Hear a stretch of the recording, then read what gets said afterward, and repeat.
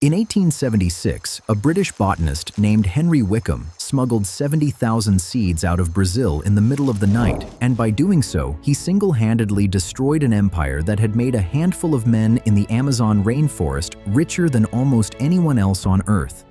The seeds belonged to a tree most Europeans had never heard of. Within 50 years, that theft would reroute global trade, fund a genocide, and put rubber tires on every car on the planet. But rubber's story does not start with Wickham. It starts nearly 3,000 years earlier in the jungles of what is now southern Mexico. Around 1600 BCE, the Olmec people discovered something strange growing in the rainforest canopy, a tree that, when cut, bled a thick, milky white sap. They called it Cow Ochu, which roughly translates to weeping wood. They found that if you mixed this sap with juice from morning glory vines, it transformed into something no one had ever encountered before, a solid material that stretched, bounced, and snapped back into shape, pure, natural rubber. The Olmec did not just admire this material, they played with it, literally. Archaeological evidence shows they carved solid rubber balls and used them in a ritual ball game called Olamalitzli, one of the oldest team sports in human history. These games were not casual recreation. They carried deep religious significance, and in some versions, the losing team was sacrificed to the gods. Rubber, in its earliest known use, was tied directly to life and death. The knowledge spread across Mesoamerica. The Maya and later the Aztecs both used rubber extensively, coating their feet in it to make crude waterproof shoes, using it to bind tools, and continuing the ritual ball games their predecessors had started. When Spanish conquistadors arrived in the 1500s, they watched Aztec nobles bounce solid rubber balls and had no idea what they were looking at. There was nothing like it anywhere in Europe. Nothing in the natural world behaved this way. Wood did not bounce, stone did not stretch. This was something entirely new to European experience. And yet, for nearly 250 years after the Spanish encountered it, rubber remained a curiosity. A strange souvenir mentioned in travel journals, occasionally shipped back to Europe as a novelty, but nothing more. The reason was simple. Raw rubber straight from the tree was almost useless outside the tropics. In cold weather, it turned hard and brittle. In hot weather, it turned soft and sticky, sometimes melting into a gummy mess. A material that could not survive a change in temperature was not a material anyone could build an industry around.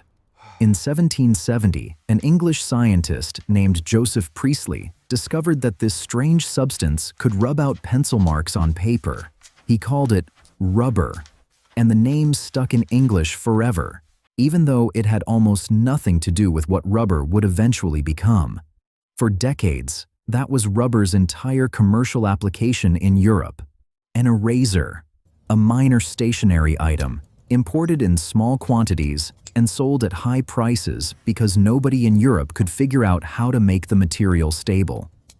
This is the part of rubber's story that most people never learn about, and it is the part that turned a jungle curiosity into one of the most consequential materials in industrial history.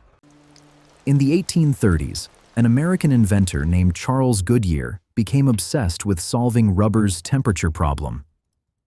Goodyear was, by almost every account, a disaster of a businessman. He had already failed at running a hardware store, gone bankrupt multiple times, and spent time in debtor's prison. But he could not let rubber go.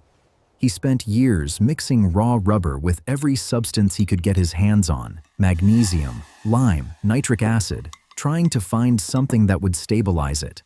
His family lived in poverty while he experimented obsessively, sometimes selling his children's school books to fund his research. Then, in 1839, according to Goodyear's own account, he accidentally dropped a mixture of rubber and sulfur onto a hot stove. Instead of melting into a sticky mess, the rubber charred slightly but held its shape and remained flexible. He had discovered what would later be called vulcanization, a process of heating rubber with sulfur that permanently transformed its molecular structure, making it durable across a huge range of temperatures. Rubber that would not melt in summer or crack in winter. rubber you could actually build things with. Goodyear patented the process in 1844. But here is the cruel irony. Despite creating one of the most important industrial discoveries of the 19th century, Goodyear never got rich from it. He spent the rest of his life fighting patent infringement lawsuits, including a famous battle against fellow inventor Thomas Hancock in Britain, who had independently discovered a similar process and patented it first in England. Goodyear died in 1860, still deep in debt, having earned almost nothing from an invention that would eventually be worth billions. The tire company that bears his name today was founded 38 years after his death by people who simply admired his work. He never saw a cent from it. But vulcanization changed everything. Suddenly, rubber was not a novelty. It was a genuine industrial material, and demand exploded almost overnight. Rubber could be used for waterproof clothing, industrial belts, hoses, insulation for the rapidly expanding telegraph and electrical industries, and eventually, most importantly, tires. There was just one problem. Rubber trees, the Amazonian species Hevea brasiliensis, grew wild almost exclusively in the Amazon rainforest. Nobody had figured out how to cultivate them efficiently on plantations. If you wanted rubber, you needed the Amazon, and the Amazon suddenly became the most valuable rainforest on Earth. This is where rubber's history turns genuinely horrifying. Brazil, and specifically the remote Amazonian city of Manaus, became the epicenter of a rubber boom that would generate staggering fortunes and staggering human suffering in equal measure. Rubber tappers, called seringueiros, were sent deep into the jungle to extract latex from wild rubber trees scattered across the rainforest, often miles apart from each other. This was brutal, isolating work. Tappers lived alone or in small groups for months, slicing bark, collecting sap, and smoking it over fires to solidify it into raw rubber balls, all while battling malaria, venomous snakes, and starvation.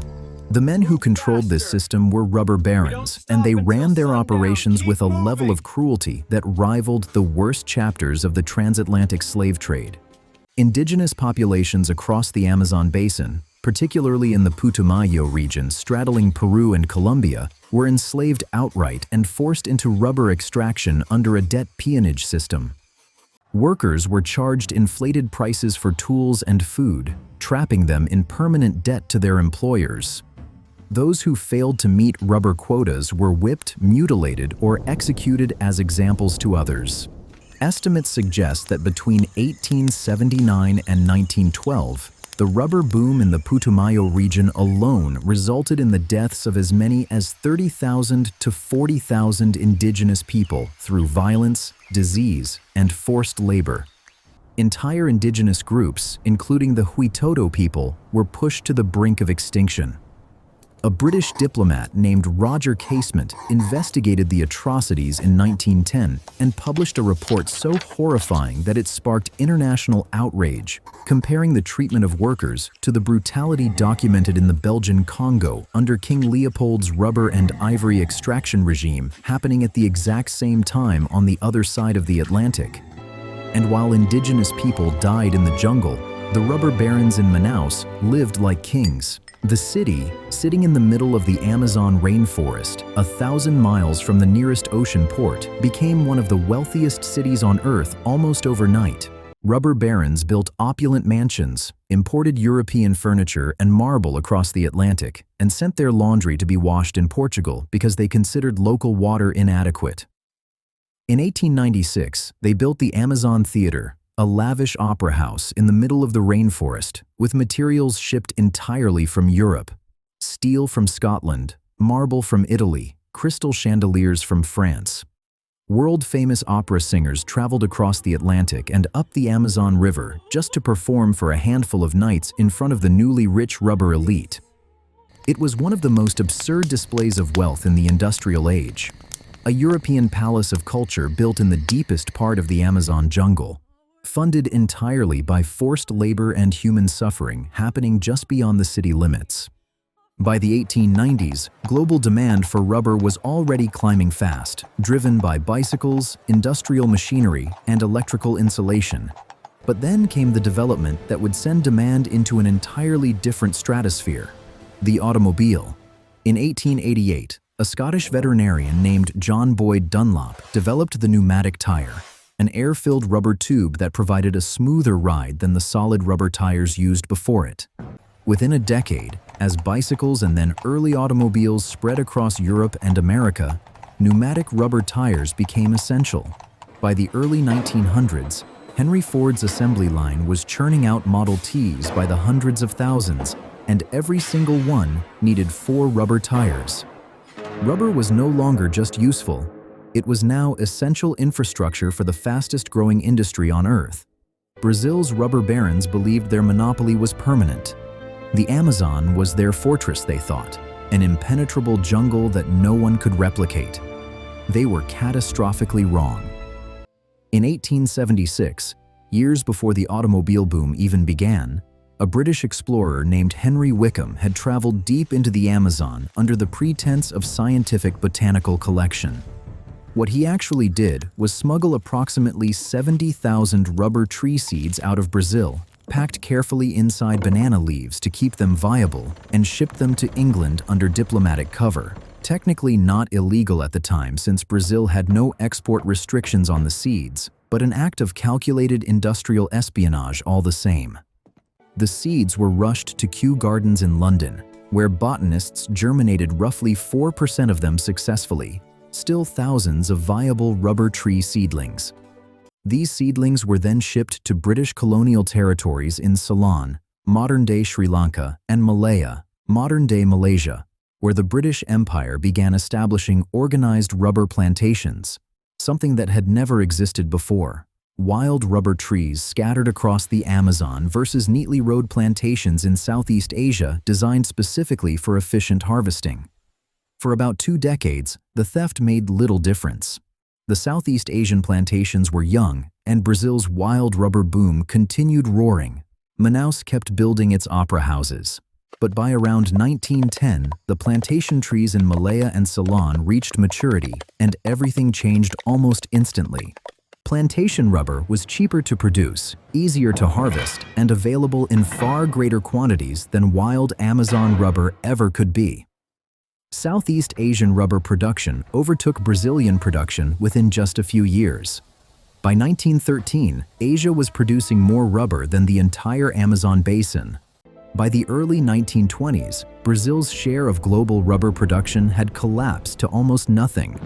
The Amazon rubber boom, which had built an opera house in the middle of a rainforest and enslaved tens of thousands of people, simply evaporated. Manaus went from one of the richest cities on Earth to an economic ghost town within a single generation. The theft of 70,000 seeds had bankrupted an empire. This decision seemed small at the time. It wasn't. Southeast Asia's rubber plantations became the foundation of an entirely new global supply chain, and this time, it was the British and Dutch colonial powers controlling it, not Brazilian barons. By the 1930s, the region was producing over 90% of the world's natural rubber, and demand kept climbing as cars, trucks, and industrial machinery spread across the globe. Then came a crisis that would test the entire system. In December 1941, Japan launched a rapid military campaign across Southeast Asia, and by mid-1942, Japanese forces had seized control of nearly the entire region's rubber-producing territory, cutting off roughly 90% of the natural rubber supply that the United States and its allies depended on. This was not a minor inconvenience. It was a potential catastrophe. Rubber was essential for military vehicles, aircraft tires, gas masks, and thousands of other wartime applications. The United States had a strategic rubber reserve, but it was projected to run out within about a year if nothing changed. The Allied war effort was, quite literally, at risk of grinding to a halt because of a tree. The response was one of the largest scientific mobilization efforts in American history. The United States government launched the Synthetic Rubber Program, pouring enormous resources into chemical companies and universities to figure out how to manufacture rubber artificially from petroleum-based compounds rather than tree sap.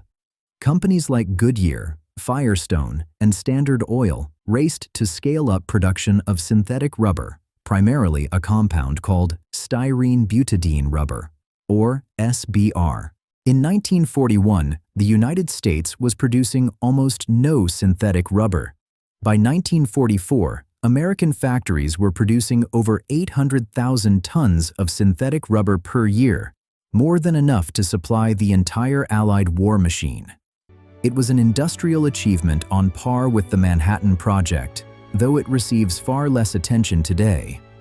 The war that nearly collapsed because of a rubber shortage ended up permanently changing rubber production forever. Synthetic rubber, once considered inferior and experimental, proved it could match or exceed natural rubber's performance in many applications. After World War II, synthetic rubber did not disappear, it stayed, and it grew. Today, synthetic rubber, derived primarily from petroleum, accounts for roughly 55 to 60% of global rubber production, while natural rubber tapped from hevea trees still accounts for the remaining 40 to 45%, primarily because certain applications, especially aircraft and heavy truck tires, still perform better with natural rubber's unique elasticity and heat resistance. The geography of natural rubber production shifted dramatically after the war as well. Thailand, Indonesia, and Vietnam became the dominant producers, collectively accounting for well over half of the world's natural rubber supply today. Millions of smallholder farmers across Southeast Asia now depend on rubber tapping as their primary livelihood, a direct descendant of the plantation system the British established from those stolen Amazon seeds over a century ago. And the human cost did not disappear either, it simply relocated. Modern investigations have documented labor abuses on rubber plantations across parts of Southeast Asia and West Africa, including instances of child labor and exploitative working conditions echoing, in smaller and more hidden ways, the brutality of the original Amazon rubber boom. The Firestone rubber plantation in Liberia, one of the largest in the world, has faced decades of allegations regarding labor conditions and wages dating back to when it was established in 1926, controversies that persist in various forms into the present day. Today, the global rubber industry is worth well over $40 billion annually, and rubber remains completely invisible in most people's daily awareness despite being everywhere. It is in the tires on every car, truck, and airplane on Earth. It is in the soles of your shoes. It is in surgical gloves, condoms, rubber bands, hoses, seals, gaskets, and thousands of components inside the device you are watching this on right now. Roughly 70% of all rubber produced globally, both natural and synthetic, goes into tires alone. Climate change and disease now threaten natural rubber production the same way they threaten cacao and coffee. A fungal disease called South American leaf blight devastated rubber plantations that were attempted in Brazil and other parts of Latin America throughout the 20th century. And it remains the reason Brazil, the original home of the rubber tree, produces only a tiny fraction of the world's rubber today. Southeast Asian plantations have so far remained free of the blight. But scientists warn that if it ever reaches Asia, it could collapse global rubber supply chains almost overnight, since nearly all commercial rubber trees share dangerously similar genetics. Think about the full arc of this material for a moment. A tree the Olmec bled for sacred ball games became an eraser in Joseph Priestley's hands. Then a stovetop accident in Charles Goodyear's kitchen. Then the currency of an opera house built in the middle of a jungle by men who enslaved tens of thousands of people to fund it. Then it became 70,000 stolen seeds smuggled out of Brazil in banana leaves, an empire in Southeast Asia, a wartime crisis that nearly stalled the Allied war effort, and finally, a synthetic chemical compound brewed from petroleum in American factories.